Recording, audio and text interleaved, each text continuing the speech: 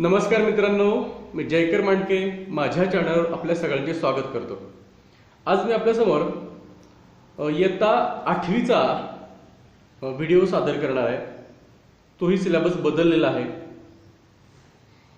त्यातली जी पहिल्या युनिट मधली जी पहिली पोएम आहे बी द बेस्ट नावाची, याचे पोएट डगलस मलॉच हे आहेत। बी द बेस्ट याचा पेज नंबर 3 वरती ही पोएम आहे जी आपल्यासमोर मी सादर करतोय। तर दरवेळेप्रमाणेच माझ्यासमोर इथं पाठ्यपुस्तक आहे, तुम्हाला मात्र पुस्तकाची गरज भासेल। तर बघा, एक व्हिडिओला सुरुवात करण्या अगोदर मी आपल्या सगळ्यांची क्षमा मागतो। कारण का तर माझे पण क्लास सुरू झाल्यामुळे थोडासा व्हिडिओ अपलोड करायला तर मला उशीर लागतोय। तर बघा, आपण सुरुवात करूया। बी the best if you can't be a pine on the top of the hill. तर तुम्ही सर्वोत्तम व्हा, उत्तम व्हा जर तुम्ही टेकडीच्या वरच्या माथ्यावरती असणारा पाईन नावाचं जे वृक्ष आहे ते जर तुम्ही होऊ शकत नसाल तर बघा, बी a scrub in the valley. तर तुम्ही काय व्हा, तर व्हॅलीमध्ये दरीमध्ये असणारे जे स्क्रब आहे, स्क्रबचा अर्थ इथे दिलाय बघा, an area covered with small low plants. म्हणजे दरीमध्ये असणारा जे काही खुरटी झाडं असतात कमी उंचीची, असा एरिया किंवा खुरट्या झाडांनी आच्छादलेला एरिया। तर तुम्ही काय व्हा, तर ती कमीत कमी ती अशी खुरटी झाडं तरी व्हा, जर तुम्हाला तो एरिया तरी व्हा की तुम्हाला जर का पाईनचं वृक्ष मोठ्याच्या मोठं होता येत नसेल तर मात्र तुम्ही काय व्हा, तर स्क्रब तरी व्हा असं हे म्हणतायत। But B the best little scrub bye the side of the reel. पण पाईन होता येत नसेल तर स्क्रब व्हा, पण तेही स्क्रब कसं व्हा, तर बी द बेस्ट लिटल स्क्रब। तर त्याच्यामधलं सुद्धा एक उत्तम असं, सर्वोत्तम असं स्क्रब व्हा की जे कशाच्या बाजूला आहे, तर by the side of the reel. रीलचा अर्थ इथं स्ट्रीम, अ स्ट्रीम म्हणजे ओहोळ किंवा एखादा ओढा। तर एखाद्या छोट्याशा ओढ्याच्या कडेला असणारं जे काही स्क्रब आहेत तसं तरी स्क्रब व्हा, म्हणजे त्यातलं सुद्धा एक बेस्ट स्क्रब व्हा असं इथं आपल्याला कवी सांगतायत। बी a Bush if you can't be a tree. जर तुम्हाला वृक्ष झाड बनता येत नसेल ना, तर तुम्ही कमीत कमी एखादं झुडूप, बुश कमीत कमी ते तरी तुम्ही बनून जा असं हे आपल्याला सांगतायत। If you can't be a bush be a bit of the grass. आता याच्या पुढे कवी असं आपली त्यांची अपेक्षा अजूनही कमी करतायत, जर तुम्हाला बुश सुद्धा होता येत नसेल तर मग तुम्ही काय व्हा, तर तुम्ही अ बीट ऑफ ग्रास व्हा। बीट म्हणजे लहानसा तुकडा, अंश वगैरे।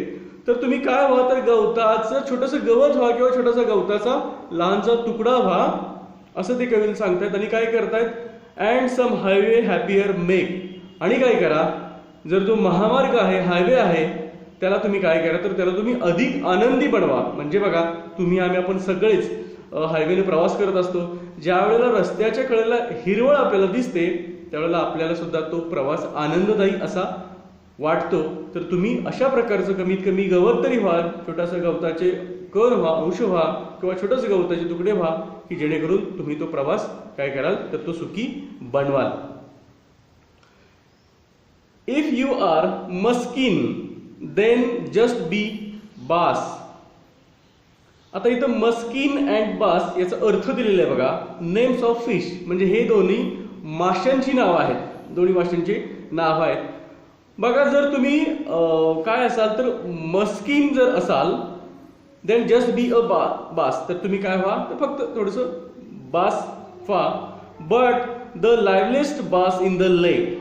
आता लाईव्हलीएस्टचा अर्थ लाईव्ह म्हणजे जिवंत, सजीव असणं। लाईव्हलीएस्ट म्हणजे ज्याच्यामध्ये प्रचंड जोम आहे, उत्साह आहे, प्रचंड एनर्जी आहे, असा अशा स्वरूपातलं तुम्ही काय व्हा तर त्या लेक, त्या तळ्यातलं, त्या सरोवरामधलं तर तुम्ही ते बास हा मासा व्हा, असं कवी आपल्याला सांगतात. म्हणजे तुम्ही कुठल्याही क्षेत्रात जा, तुम्ही तिथं स्वतःचा ठसा उमटवा आणि तिथल्या सगळ्यांमध्ये तुम्ही काय व्हा तर बेस्ट व्हा. We can't all be captain, we have got to be crew. बघा, आता आपण सगळेच काही कॅप्टन होऊ शकतोय का? नाही होऊ शकत. आपण सगळेच कॅप्टन नाही होऊ शकत. तर तुम्ही आपण सगळेच कॅप्टन नाही होऊ शकत, तर we have got to be crew. तर बघा, आपल्याला काय करावं लागेल तर कमीत कमी आपण क्रू. आता क्रू म्हणजे माहिती आहे बघा, sellers who work on a ship, म्हणजे जहाजावरची जे काम करणारी जी माणसं असतात, सेलर्स असतात, त्यांना क्रू असं म्हटलेलं आहे.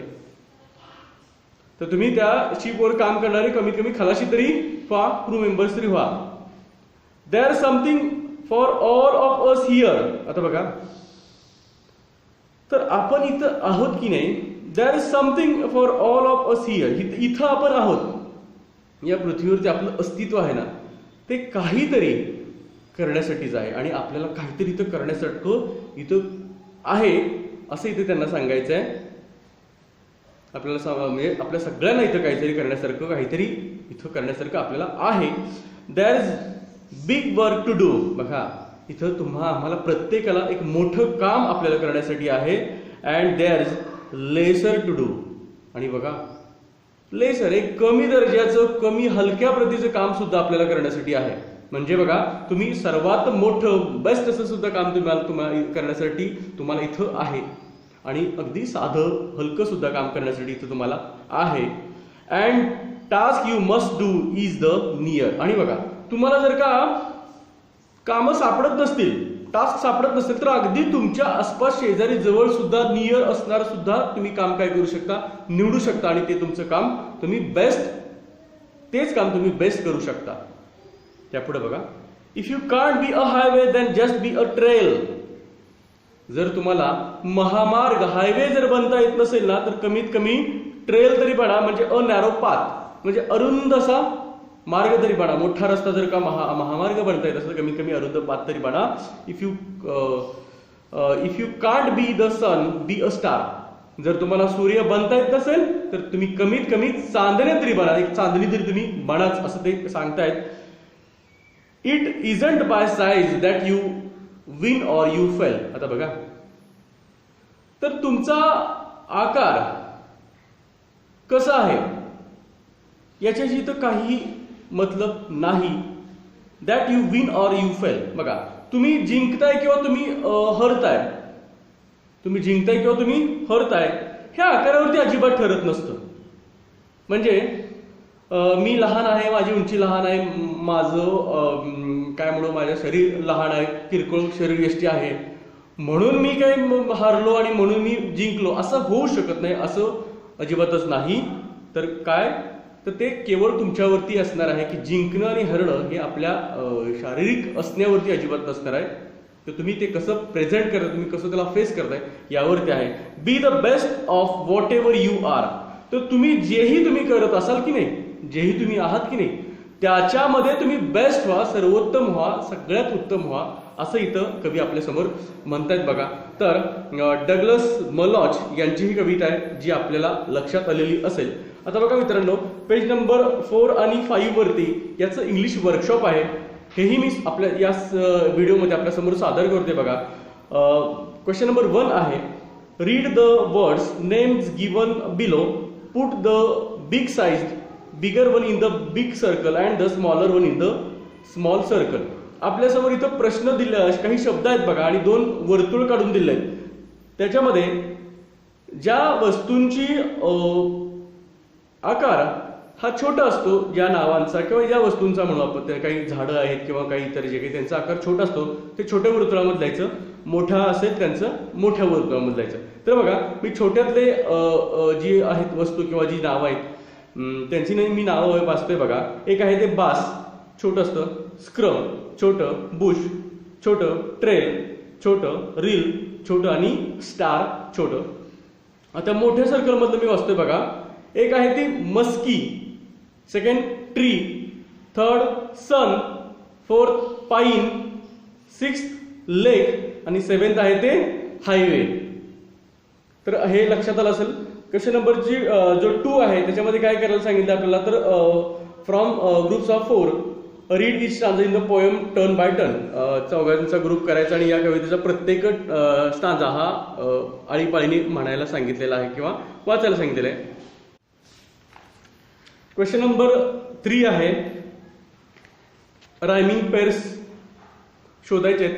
त्यांनी 4 दिलेत, पण मी कवितेमध्ये जेवढ्या आहे तेवढ्या सांगून देतो. Hill rill, bee tree, then grass bass make lake, crew do here near, trail fail star are. अशा रायमिंग पेअर्स आहेत. देन 4 बघा, complete the following with appropriate word phrases from the poem. First one is done for you, if you can't be a pine be a scrub. इथं यांनी जसं दिलेलं आहे त्याप्रमाणे आपण कवितेचा आधार घेऊन हे सोडवायचं आहे. बघा सेकंड बघा, if you can't be a tree be a scrub. Third, if you can't be a tree be a बास.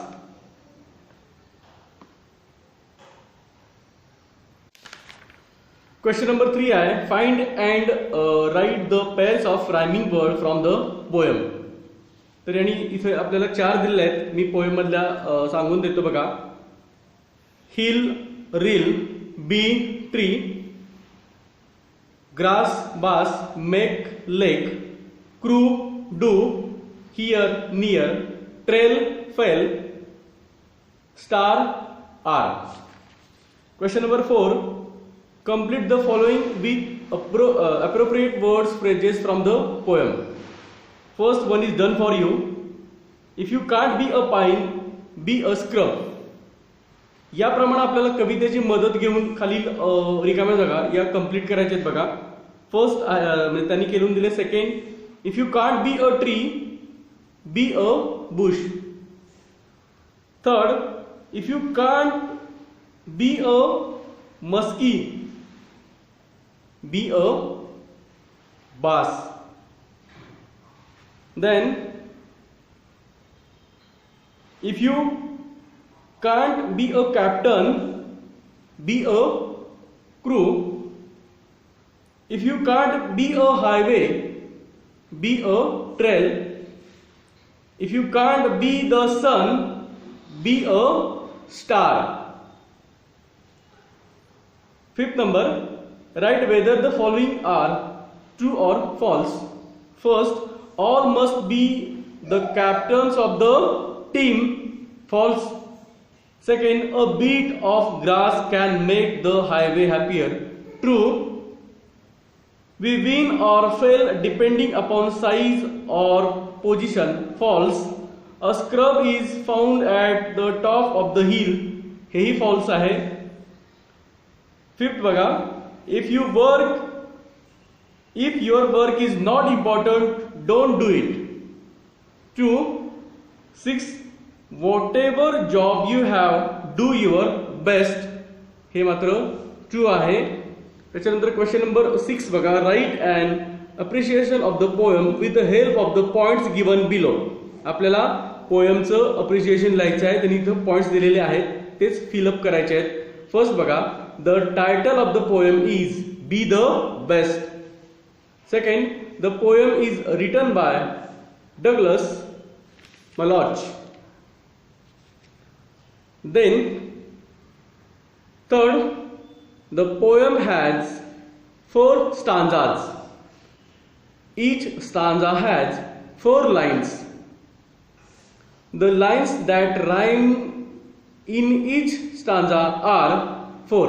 म्हणजे रायमिंग वर्ड असणार. प्रत्येक ओळीमध्येच रायमिंग वर्ड आहे. अशा प्रत्येक स्टांजामध्ये लाईन 4 आहेत. The poet compares big things with small things. Then dot dot is a repeated expression in this poem. तर be a हे expression repeat झालेलं आहे. The line I shall always remember is, माझ्या आठवणीत राहणारी या पोएममधील लाईन कुठली आहे, तर अगदी माझ्या आठवणीत राहणारी फर्स्ट लाईन आहे माझ्या मते, बी द बेस्ट. तर मित्रांनो, याचा जो क्वेश्चन नंबर 7 आहे त्याच्यामध्ये एक पोएम दिलेली आहे.